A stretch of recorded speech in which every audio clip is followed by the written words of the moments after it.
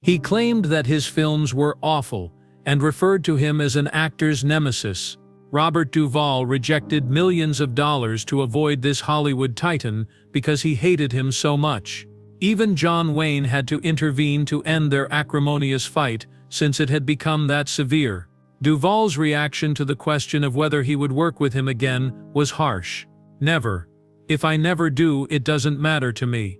You'll be stunned to learn who Duvall's most despised co-star is. On January 5, 1931, Robert Duvall was born in San Diego, California. His family has a long history in the arts and the military. Mildred, his mother, was an avid actor who frequently appeared in local theater productions. Duvall's relationship to Confederate General Robert E. Lee on her side would eventually influence one of his most prominent movie performances. William, his father, was a well-respected Navy commander. At the age of 39, he was promoted to captain. Being raised in a military household required discipline and organization. The Duvalls often relocated, residing on naval installations in Virginia, Maryland, and Rhode Island. Robert spent the most of his early years in Annapolis. Robert didn't want to join the Navy, despite his father's wishes for him to do so. He then claimed that his only academic strength was acting. His love of performing began at a young age. At the Principia in Missouri, after first at the Severn School in Maryland, he pursued that desire after high school, attending Principia College in Illinois to study play. He earned a degree in drama in 1953, but before he could begin performing professionally, life had other intentions. He enlisted in the Army the same year. Shortly after the end of the Korean War, he served for around a year, and was sent to Georgia's Camp Gordon. He did not follow in his father's footsteps in the military. He was only promoted to private first class, and he frequently made fun of his lack of military prowess. Nevertheless, a significant event occurred during that period. He participated in a play at the local theater. His brief appearance in the playroom service served as a reminder of his true calling. He made a significant move in 1955. After packing, he traveled to New York City, should take the neighborhood playhouse school of the theater's acting classes seriously. The Sanford Meisner approach, which emphasized being organic and emotionally genuine on stage, was taught at the institution. He wasn't by alone. James Caan, Gene Hackman, and Dustin Hoffman were among his classmates. All of them were young, impoverished, and resolute. New York was not an easy place to live. To make ends meet, Duvall grabbed any work he could find. He drove trucks, worked in retail, and sorted mail. Although they didn't require acting, these professions provided him a better understanding of regular people, which he later used to give his characters greater nuance. Hoffman and Hackman shared modest flats with him, and they frequently alternated sleeping on a couch that folded out. Despite their shared struggles, they persisted. With scores of Oscar nominations, the three of them would go on to become Hollywood legends years later, and a number of victories between them. On stage, Duvall had his first true opportunity. His portrayal of a damaged guy in The Midnight Caller garnered him attention. Horton Foote, a playwright, was impressed by the performance and helped him earn even greater roles. Duvall continued to demonstrate his abilities in challenging pieces, such as A View from the Bridge, for which he was honored with an Obie Award in 1965. However, he was first exposed to the public in a small yet impactful movie part. He portrayed Boo Radley in To Kill a Mockingbird in 1962. Despite not saying a word in the movie, Duvall made Boo a memorable character. Using only his eyes and body language, he conveyed Boo's warmth and mystery. After seeing him perform, Horton Foote thought he was ideal for the part. Harper Lee, the author, concurred. She just said, "Hey Boo, get ready," in a telegram. For weeks Duvall stayed out of the sun to seem pallid and spectral. In order to fit Boo's description in the novel, he bleached his hair blonde. He was able to blend into the character thanks to these small decisions. To create tension, the film keeps Boo off-screen until the very end. He ends up protecting Scout and her brother when Scout eventually runs into him and whispers, "Hey Boo." It's a quiet emotional moment, not the monster he was thought to be by some. He turns into the Mockingbird, the story's symbol of innocence. Person ought not to suffer damage. Duvall had one sentence in the movie at first, but it was eliminated. Ultimately, he didn't require words. Even without them, his performance was impactful. One of the most memorable parts in cinema history is still Robert Duvall's portrayal of Tom Hagen in the Godfather films. In addition to being the Corleone family's attorney, Hagen was also their confidant, and the one who used words rather than force to resolve conflicts. Duvall used silent power to play him. He never really fit in, even though he was a member of the family. Despite being adopted as a youngster by Vito Corleone, he always felt alienated due to his German-Irish heritage. He was not like Michael or Sonny. He didn't act out of passion or seek power. Hagen was composed, sensible, and forward-thinking. Duvall's performance was particularly noteworthy when The Godfather debuted in theaters in 1972. Hagen was more than a supporting role model. He participated in all significant decisions, frequently mediating conflicts or resolving difficult circumstances. Early on, he had one of his most well-known moments. When Hagen visited Hollywood producer Jack Wolz, he politely requested that Johnny Fontane be cast in a movie. The Corleones sent a message after that failed.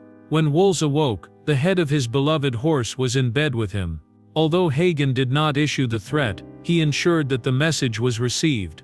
Hagen's position had become further nuanced by the time The Godfather Part 2 was released in 1974. Following his survival of an assassination attempt, Michael traveled abroad to investigate its perpetrator. Hagen filled in as Don while he was away. That demonstrated how much the family trusted him, but then things took a turn for the worst. Michael began pushing Hagen away as he became more cruel and frigid. He didn't tell him, something Vito would never have done. Duvall subtly conveyed this change. Hagen's loyalty never wavered, although there was a hint of uncertainty in his eyes. He remained with the family, even if he didn't always agree with Michael. In 1972, Duvall received a nomination for Best Supporting Actor at the Academy Awards. Hagen was calm and stable. In contrast to other characters like Pacino's Michael or Brando's Vito, who were loud and furious. Although he didn't win, the nomination meant a lot. Big speeches weren't necessary for him. He didn't have to shout. The way he talked was his strength. Always be composed and cautious. He was one of the trilogy's most intriguing characters because of that disparity. Many anticipated Duvall's comeback when The Godfather Part 3 was announced, but by 1990, the film industry had transformed. To repeat his role, Al Pacino received an offer of $8 million. Duvall received a far lower offer. Although he didn't anticipate equal compensation, he objected when he noticed the significant disparity. He then clarified that he would not have objected if Pacino had earned twice as much. However, he left when the difference was 3 or 4 times. The script had to be altered without Duvall. Hagen was written out of the narrative rather than included. He died off-screen, they said. BJ is a new family lawyer. George Hamilton's character Harrison was introduced. However, it was different. Critics and fans realized something was lacking. Francis Ford Coppola, the film's director, acknowledged that Duvall's absence altered the entire plot. The story's original plan was to examine Michael and Hagen's relationship, possibly including a power struggle. However, such notion was abandoned once Hagen left. Many people think that this hurt the film. Duvall never separated himself from the first 2 movies, despite not making a comeback for the third. He told tales from the set throughout the years. Marlon Brando was the subject of one of the most well-known. Since Brando disliked learning lines by heart, he employed cue cards that were tucked somewhere across the set. They occasionally had props behind them. They were occasionally taped on walls. Duvall even had Brando's words pinned on his chest during one sequence. Brando felt that his performance felt more authentic when he was looking for words. Although some believed it to be lazy, the outcomes were indisputable. He became famous for his portrayal of Don Vito Corleone. For it he even received an Oscar, but he notoriously declined to accept it. Some of the most memorable roles in movies have been portrayed by Robert Duvall. His characters usually appear genuine, yet they often feel larger than life. He portrayed Lieutenant Colonel Bill Kilgore in Apocalypse Now, a soldier who was as charming as he was intimidating. Francis Ford Coppola's film depicted the Vietnam War in a surreal and eerie manner. Kilgore had nothing to fear. He thought of war as a game. One of the most often cited lines in film history is his well-known statement, "I love the smell of napalm in the morning." That statement sums up Kilgore well. He appeared oblivious to the suffering around him and regarded devastation as a form of victory. Duvall did not create that character at random. His own father served in the army and was an admiral in the Navy. He was aware of the behavior of actual military guys. When Kilgore instructs his soldiers to surf during a bombardment, it's one of his most peculiar moments. He acts as though the conflict doesn't even exist.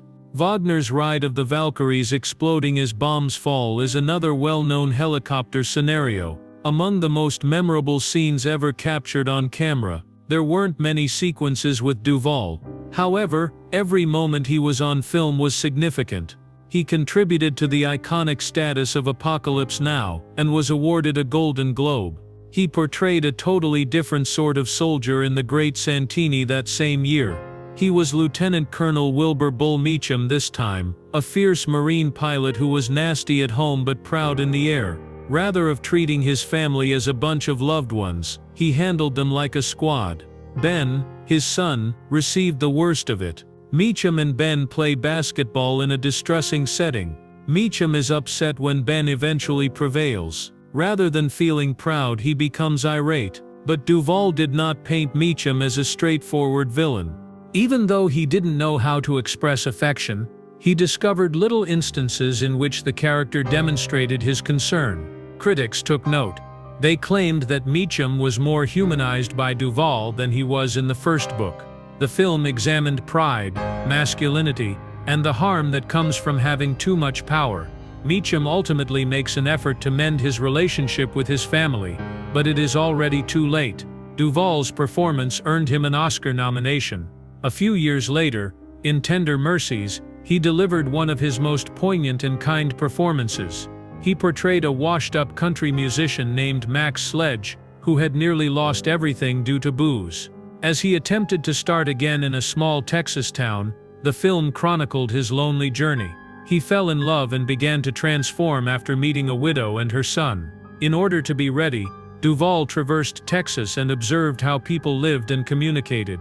He even sang every song by Mac himself. The sequence in which Mac attempts to get back in touch with his daughter is among the most depressing in the movie. She passes away in a vehicle accident, just as they are beginning to mend their relationship. It's a tragic incident that demonstrates that certain opportunities never present themselves. The movie was kind and considerate. In subtle, subdued ways, it examined hope and healing.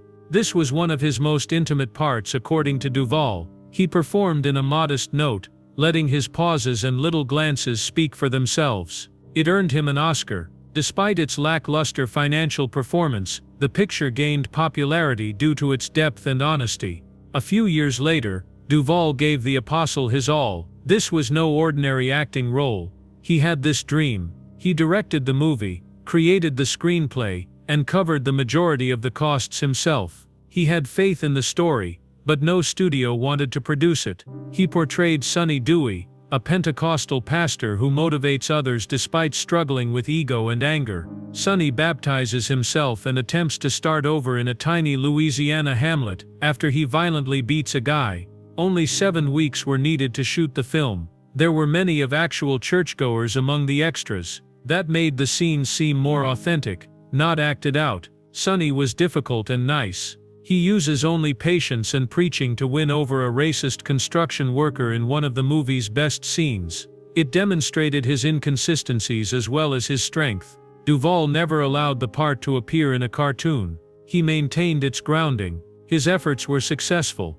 He received another Oscar nomination. The honesty of the picture was also commended by several commentators. It didn't turn into a big hit. However, many who witnessed its unvarnished and honest depiction of forgiveness and faith were moved. Preaching is one of America's major art forms, according to Duvall. He made that art come to life in The Apostle. Like his lengthy career, Robert Duvall's personal life has been full of ups and downs. Each of his 4 marriages reveals a different aspect of his personality. Barbara Benjamin was the first woman he married, a former dancer on the show hosted by Jackie Gleason.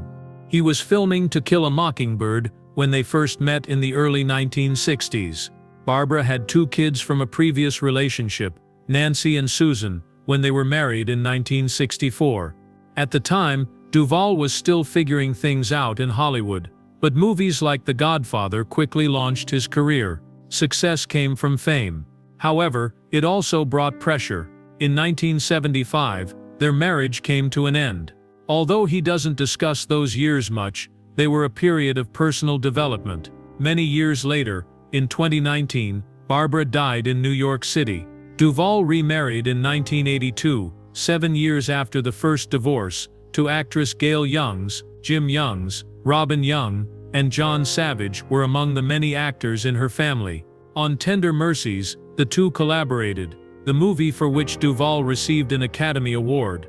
Acting gave the impression that they were close, but it wasn't enough to sustain their marriage. By 1986, they were no longer together. Despite his previous declaration that he would never wed an actress, Duvall made an exception for Gail. It couldn't have been easy, but it's difficult to determine if working in the same sector contributed to their breakup. He got married for the 3rd time in this year. Sharon Brophy, his wife, was a professional dancer. Their passion for dance, particularly Argentine tango, brought them together. At one point, Sharon even taught him tango, but even that unique bond wasn't enough to keep the marriage intact. In 1996, they got divorced. After the divorce, Sharon avoided the limelight. In contrast to Duvall's previous marriages, in the same year, an unforeseen event occurred. Duvall got to know Argentine actress and director Luciana Pedraza. She invited him to a party. Even though she didn't first recognize him, they clicked immediately. Even though they were 41 years apart in age. The eldest of 5 sisters, Luciana was born in Argentina in 1972 and obtained an MBA before pursuing a career in movies. They eventually collaborated on films like Wild Horses and Assassination Tango. Their romance was heavily influenced by their mutual passion of tango. In 2005, they were married. Since then, they have remained together. In addition to their business and dance, they founded the Robert Duvall Children's Fund, a charity that supports underprivileged families and children, particularly in Argentina. Despite having 4 marriages, Duvall has never had children. He doesn't discuss it much. He joked that he was firing blanks in one interview, but he didn't say much else. He has never shown remorse, whether on purpose or not. As his personal life progressed through these phases, Duvall continued to establish a remarkable profession. In 1989, he played one of his favorite parts in Lonesome Dove. He portrayed retired Texas Ranger Gus McCrae, who was embarking on a final cattle drive, with Tommy Lee Jones, his former partner. The miniseries revitalized the Western genre, and was a big hit. Over 26 million people watched over the course of 4 nights. Gus was made to feel genuine, amusing, and warm by Duvall. Even more than The Godfather, he subsequently declared it to be his favorite role. Among the several honors Lonesome Dove received were 7 Emmys. James Woods won the Best Actor award, despite Duvall's loss. He was a Golden Globe winner. In the series, Gus's passing was both devastating and impactful. "It's not about dying, Woodrow," he said. "It's about being trapped in front of crowds." Duvall was commended by critics for giving the role genuine nuance. Gus was a whole human being, not simply a cowboy. Duvall took on 2 challenging historical parts in the early 1990s. He portrayed Soviet leader Joseph Stalin in an HBO film depicting Stalin's ascent to power in 1992. The picture has an additional depth of authenticity because it was shot in Russia just before the fall of the Soviet Union. Duvall prepared for the part by studying hard, speaking with historians, and seeing historical video. He referred to Stalin as a fearsome, control-hungry street criminal. He received another Golden Globe for his performance. He portrayed Adolf Eichmann, one of the masterminds behind the Holocaust, in the 1996 film The Man Who Captured Eichmann, another terrifying character. The plot revolved around Eichmann's apprehension in Argentina and the circumstances that led to his trial in Israel. He was depicted by Duvall as a guy who perpetrated evil with icy detachment rather than as a monster. He received another Emmy nomination for the performance, which was strong and unsettling. Duvall continued to play important parts as he grew older. He played Jerome Fasher in the 1998 film A Civil Action, a shrewd and cunning attorney defending businesses charged with contaminating a town's water supply. He portrayed the role as a guy going about his duties rather than as wicked. He was nominated for an Oscar for the part. He portrayed Felix Bush, a recluse guy in 1930s Tennessee who wanted to have his own burial while still living, in the 2009 film Get Low. The film dealt with secrets, guilt, and atonement. It was regarded by many reviewers as one of his greatest performances. Holding back has never been Robert Duvall's style.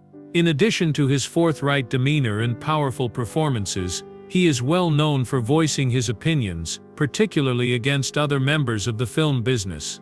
He has made it apparent throughout the years that he has high expectations and is not patient with anything less. Director Stanley Kubrick was among the individuals he was most critical of. Duvall didn't hold back when speaking at a roundtable interview. He referred to Kubrick as an actor's adversary, and criticized the acting in some of Kubrick's best-known films. Duvall believed that the acting in movies like The Shining and A Clockwork Orange was awful, despite the fact that they are highly acclaimed. However, he did not criticize the actors. He attributed it to Kubrick's methods. Duvall wondered how a director who required his performers to undergo dozens of takes could possibly determine which actors were better than the others. He believed that such perfectionism undermined effective performance.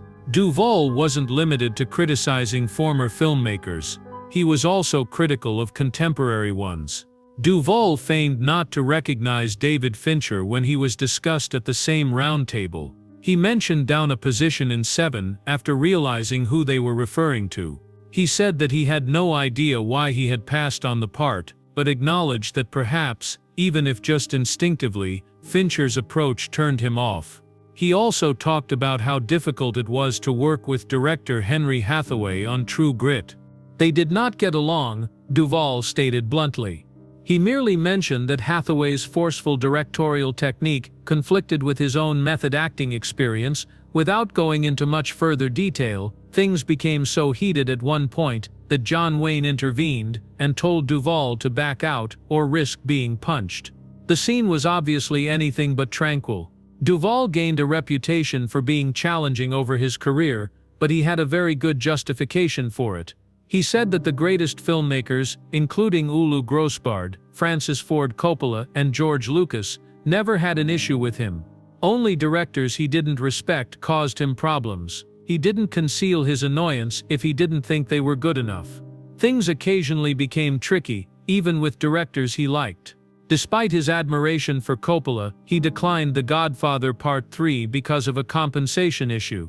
Duvall stated that he would not mind if Al Pacino received twice as much money as he did, but not 3 or 4 times as much.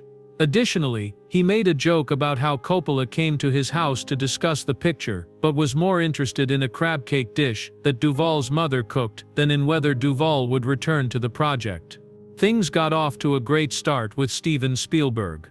The opening scene of Saving Private Ryan was hailed by Duvall as one of the most realistic things he had ever seen in a movie. However, politics later caused their friendship to deteriorate. Duvall was incensed when Spielberg met with Fidel Castro in Cuba. In addition to calling Castro a murderer, he suggested Spielberg acted inappropriately as a diplomat. He even declared that he would never again collaborate with Spielberg's firm, DreamWorks, and that he didn't mind if he didn't. Doing excellent work and not settling for anything less has always been Robert Duvall's philosophy in the film industry. He never feigned to be someone he wasn't, whether or not others appreciated his candor. The flawless image of one of the most revered movie giants has finally been destroyed by Robert Duvall's startling disclosures after 60 years in Hollywood. The startling reality is evident in everything from refusing The Godfather Part 3 due to financial concerns to arguing with Stanley Kubrick and Henry Hathaway. Beneath his outstanding accomplishments was a guy who was unwilling to make concessions, even at the expense of millions of dollars. In the industry, he didn't have many friends because of his ruthless honesty, but Duvall didn't care. He once remarked, "The best directors never had a problem with me," suggesting that the others just weren't up to par. He left some of Hollywood's largest franchises, and some A-listers refused to collaborate with him again, which may be explained by his unyielding honesty. Whether you like him or not, Robert Duvall's acrimonious conflicts show something uncommon in Hollywood. A celebrity who prioritized his morals before financial gain, even if it meant forming strong rivals in the process. It's still unclear if he was challenging or just expecting perfection.